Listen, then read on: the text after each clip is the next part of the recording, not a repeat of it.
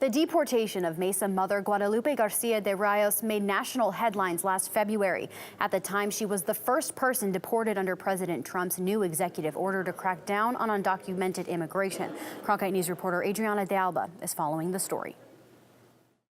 It was supposed to be a routine check-in, but it was here that Guadalupe Garcia de Rios spent her final moments in the U.S. with her children after being detained by Immigration and Customs Enforcement. We caught up with the family 1 year later to see how they're coping with the separation.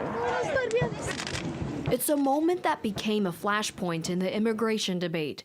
These images of Guadalupe Garcia de Rios watching her two children from the inside of a locked van, hours before being deported to Mexico. 12 months later, the family describes every waking moment since her deportation as a living nightmare. ¿Cómo has estado? They say a video chat at the end of each night is the only thing they have to look forward to. It's been pretty tough on me. Because I was so used to coming to my mom, not just for needing to talk to her, but to just to go just hang out with her, I would always go and lay down next to her in her bed, and now I can't do that, because she's not here. I can't even describe my feelings.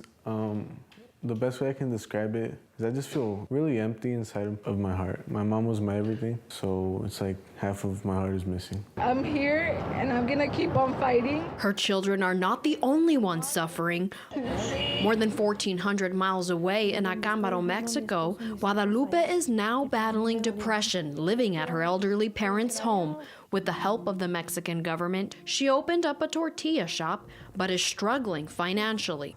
Guadalupe was first arrested back in 2008 during an immigration raid and convicted of a felony for using someone's social security number to work as a custodian. Immigration lawyer Ray Ibarra is trying to reopen her felony case to have that conviction thrown out, based on the grounds that ex-Sheriff Joe Arpaio's immigration raids at workplaces were deemed unconstitutional.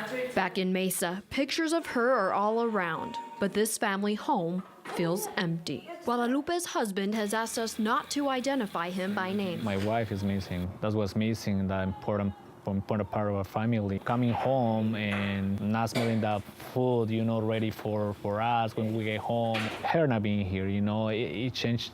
Everything changed a lot. For now, the family says they hang on to their religious faith, finding strength one day at a time.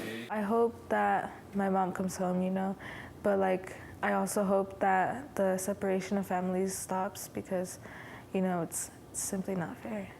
As of right now, the family is waiting to see if the federal government will reopen her felony case. That decision is expected March 5th. In Phoenix, Adriana de Alba, Cronkite News.